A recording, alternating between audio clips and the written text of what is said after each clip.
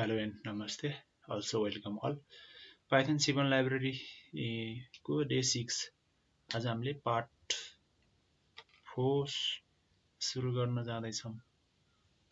Part 4 मा हामीले के सिक्न जाँदैछौँ भन्दा स्क्याटर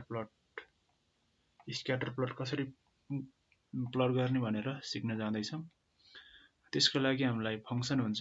अब यो त हाम्रो के भयो, यसमा हामीले Seaborn लाइब्रेरी इम्पोर्ट गरियो अनि म्याटप्लटलिब लाइब्रेरी इम्पोर्ट गरियो। अब हामीले डेटा सेट अघिल्लो भिडियोसम्म हामीले टिप डेटा सेटमा काम गरिरहेको थियौँ। अहिले चाहिँ हामीले यो Seaborn लाइब्रेरीमा डिफ्रेन्ट डेटा सेट हुन्छ। अब आज चाहिँ टाइटानिक डेटा सेट छ, त्यसमा त्यसलाई लोड गर्छु मैले। कसरी डीएफ भनेर एउटा नाम दिए मैले, डेटा सेटको नाम डेटा फ्रेम, अनि SNS dot load underscore data set भनेर डेटा सेट लोड गरे, त्यसको नाम टाइटानिक। अनि अब यो लोड गरिसकेपछि यसलाई रन गर्यो भने लोड हुन्छ। अब यसमा df.add हेडले के दिन्छ, टप 5 रेकर्ड्स अथवा रोजहरु दिन्छ। यसमा के छ, सर्भाइभ कति छ, पी क्लास छ, सेक्स छ, एज छ, सिप बास छ, पास छ, यसरी हामीले यो डेटा सेट पाउँछौँ। अब हामीले स्क्याटर प्लट गर्नु छ।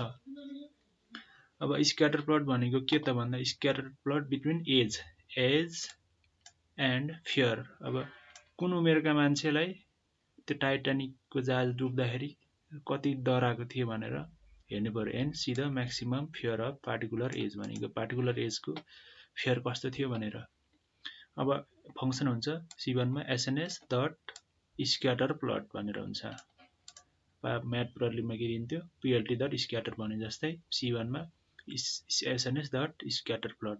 अनि त्यसमा अब x इजिकल टु एज दिनु पर्यो। अब एज, वाइमा फियर अनि डेटा भनेको त डीएफ भयो। यसमा हाम्रो माथि डेटामा के छ, एज भनेको यो 22 यस्तो छ यो एज, अनि हाम्रो फियर भनेको यो छ। अब कुन उमेरका मान्छे कति डराएको थियो भनेर हामीले स्क्याटर प्लट गरेर डेटा भिजुअलाइजेसन गर्न सक्छौँ। तपाईँलाई रन गर्यो भने के हुन्छ, यस्तो हुन्छ। अब यसमा फियर भनेको y एक्सिसमा छ, एज भनेको एक्समा छ। अब जस्तै यहाँ माथि के छ, जस्तो यो 40 भनेको 30 देखि 40 वर्षको उमेरका मान्छेहरूलाई धेरै के छ, फियर भएको रहेछ भनेर यसमा देखियो। अरु चाहिँ लगभग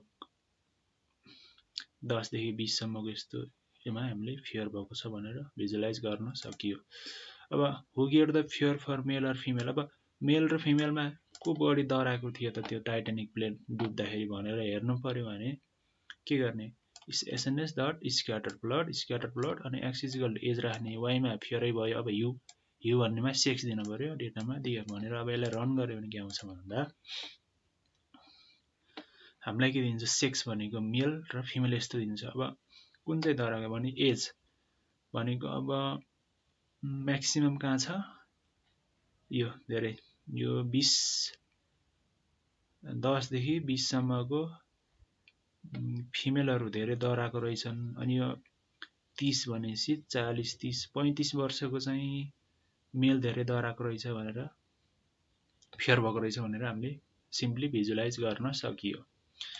अब see the style and size of the person who get fear भनेको अब स्टाइल पनि दिन सकियो। अब जस्तो अब के भयो, यहाँ स्टाइल इजिकल टु हु भन्ने हाम्रो डेटा सेटमा पनि छ एउटा कोलम, हु यो एउटा कोलम हु भन्ने छ। हुमा के छ, म्यान वुमेन त्यस्तो छ। अब को चाहिँ बढी डराएको थियो भनेर हामीले एनालाइज गर्नु पर्यो अथवा गेस गर्नु पर्यो, भिजुअलाइज गर्नु पर्यो भनेपछि सेक्स भयो। ह्युमा सेक्स, स्टाइलमा अब हु, अनि साइज भनेको हुको अब त्यसको साइज, अनि साइज भनेको 8 देखि 100, डेटा भनेको यो भइहाल्यो। अब यसलाई रन गरेर हेर्यो भने के दिन्छ, अब सेक्समा मेल फिमेल भयो, हुमा के दिनु भयो, ब्ल्याक। अब मेन वुमेन चाइल्ड हुने भयो। अब यसमा माथि क्वेसन के छ, C the style and size. भनेपछि अब यसमा धेरै डराएको को रहेछ त। अब यो अनुसार हामीले यसरी नै हामीले अब डेटा भिजुअलाइज गर्न सकियो।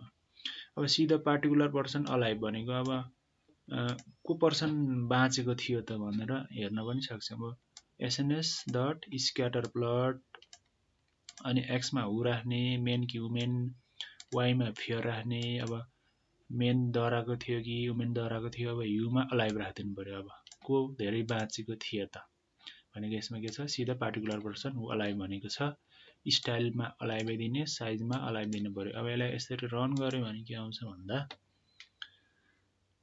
हाम्रो यसरी अलाइभमा नो र एस आउँछ। अब भनेको हाम्रो मेन को धेरै म अलाइभ गरेको थिएँ भनेपछि वुमेन लगभग मेन चाहिँ धेरै अलाइभ गरेको रहेछन्।